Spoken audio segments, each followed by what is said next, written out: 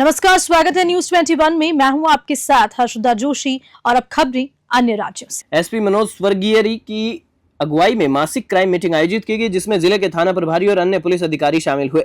बैठक में पिछले महीने की आपराधिक घटनाओं की समीक्षा करते हुए कई महत्वपूर्ण दिशा निर्देश जारी किए गए। इस बैठक में पिछले महीने की आपराधिक घटनाओं का गहन विश्लेषण किया गया। एसपी ने अपराध नियंत्रण, लंबित मामलों के निष्पादन, नशीले पदार्थों की तस्करी पर रोकथाम, साइबर क्राइम और ट्रैफिक व्यवस्था पर विस्तार से चर्चा की। उन्होंने अधिकारियों को गश्ती व्यवस्था को मजबूत करने और असामाजिक तत्वों पर कड़ी नजर रखने के निर्देश दिए।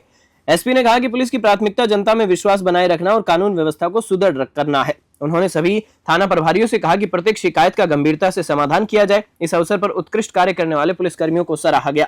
बोकारो से जितेंद्र कुमार त्रिपाठी की रिपोर्ट। पिछले महीने का क्राइम मीटिंग हम लोग आज इसमें स्थापित है। आज हम लोग विशेषकर जो पुराना केसेस है, जो 2020 या मतलब 2020 से जितने भी पुराना केसेस है, इसमें एक एक बिंदु पे हम लोग डिस्कस करेंगे ताकि उसको नेक्स्ट 2 मंथ्स में हम लोग उसको लॉजिकल कंक्लूजन में लेके आ पाए। लगभग हम लोगों के पास 378 केसेस था जो 2020 से पुराना केसेस था। उसका हम लोगों ने बहुत सारे निष्पादन कर लिए हैं।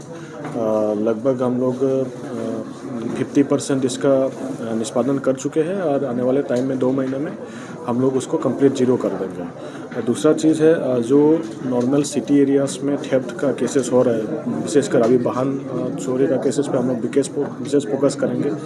यहाँ पे जितना भी अपराधी लोग जो बेल आउट हुआ है उनके ऊपर निगरानी रखते हुए बाकी जितना भी वाहन चोरी का केसेस हुआ है उस पर डिटेक्शन के ऊपर हम लोग एक आज रणनीति बनाएंगे। नेक्स्ट है, जितना भी हम लोगों का नक्सली केसेस था, जो बहुत ही पुराना केसेस था, उसमें नक्सली जो अभियान हुआ है उसमें से सक्सेसफुल हुआ है। उसके फलस्वरूप जो उसमें एक्शन लेना बाकी रह गया था उसको पर हम लोग निर्णय लेंगे।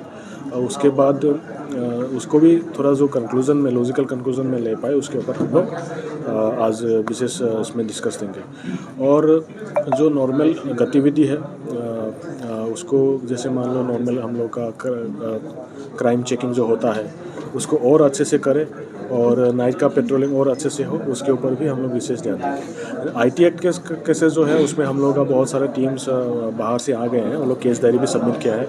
उसका फलाफल के ऊपर भी हम लोग आज एक डिस्कस करेंगे और कोशिश करेंगे कि जो आईटी एक्ट का केसेस हम लोग का लंबित था वो कंक्लूजन तक आ जाए।